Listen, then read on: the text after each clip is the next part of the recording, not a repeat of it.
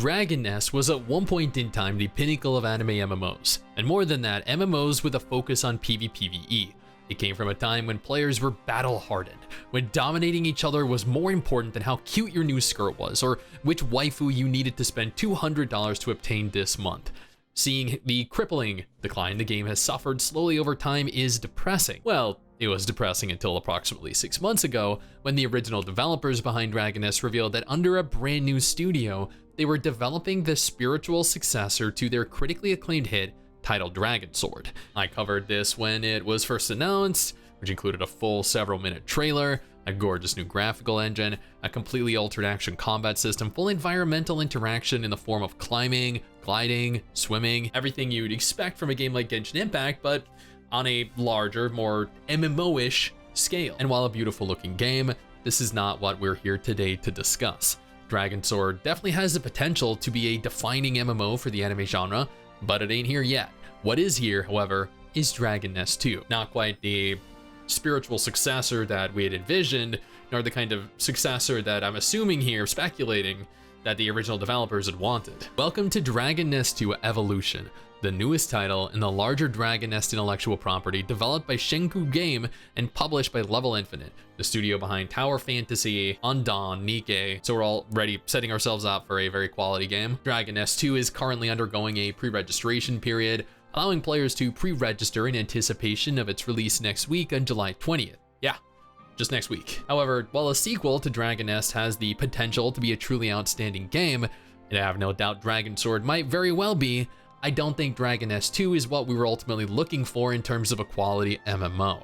According to the official website, there are over 4.6 million pre-registered players as of recording, an astonishingly large number given there are maybe a few thousand players left in the game, and that is already assuming a lot. The game is a direct sequel set 13 years after the events of the original game. Dragons have once again attacked, and it's up to the players to select one of 4 different classes with a multitude of evolutions in an active effort to, once again, thwart evil and save the world from destruction. I honestly genuinely wish that they had opted for something a little more original. Like, I guess it's easier and it's cheaper to rehash the same story, revisiting, reintroducing, reinviting the same characters from the original game back into this new version. You know what isn't easy though? Becoming a patron over on Patreon and supporting me, which I deeply appreciate.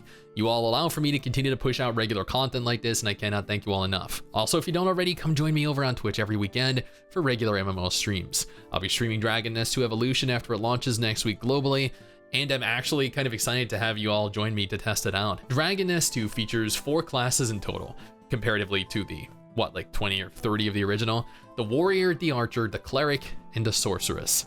Although each class features 8 distinct diverging evolutionary paths, totaling 32 total classes to play, with their own unique skill sets, weapons, and roles.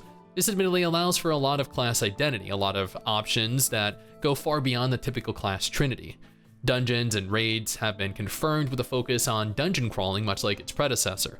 Dragon Nest featured a very small world, with a lot of city hubs allowing players to hang out in a variety of different cities, group up, and tackle content together. It looks as though Evolution is going to be very much the same, as they tout having exciting and engaging dungeon crawl designed for multiplayer fun, which I am 100% certain they are going to live up to. They further claim that you can go on adventures as a guild, participate in boss battles together, and reap the rewards together.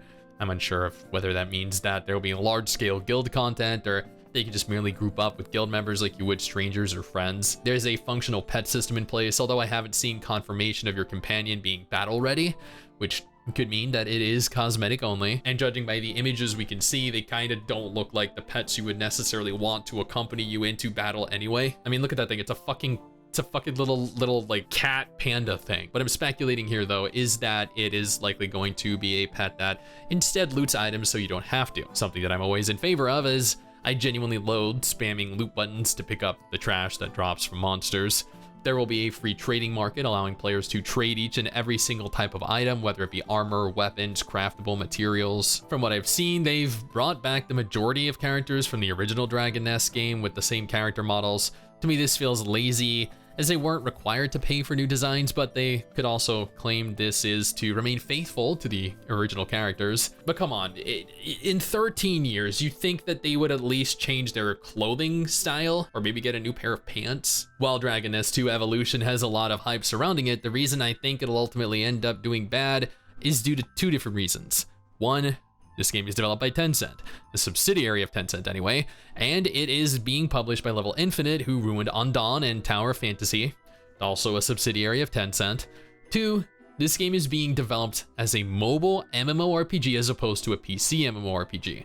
This isn't even cross-platform compatible from what their website shows, which means that it is going to be the most mobile quality MMO you could imagine, packed with all of the pay-to-win quality of life purchases, the OP characters, gated behind gacha, autoplay, auto combat. There is absolutely no intention of designing this game with any thought for PC players, just mindless mobile MMO players who like to let their game auto path for them, checking back occasionally to make sure they haven't died and respawned in a town. But let's be honest, the reason so many players are auto playing through the game is because it's so bad they don't even really want to play it anyway. The game doesn't look bad, and it definitely had the potential to be a solid quality title if they designed this for cross-platform play, but they don't care.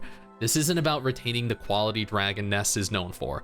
It's about making a copy-paste mobile game to maximize earnings from players interested in the Dragon Nest intellectual property, and that's a damn shame. While Dragon Nest 2 Evolution is no doubt going to be an MMO of questionable quality, I hope Dragon Sword, which will be a passion project from the original developers, shows their love for the game go rewarded. As long as it's a good game. Anyway, now if Dragon Nest 2 or Dragon Sword aren't MMOs that you're interested in, absolutely no problem. Don't worry, I got you covered with 2 different videos on screen right now that you should definitely check out.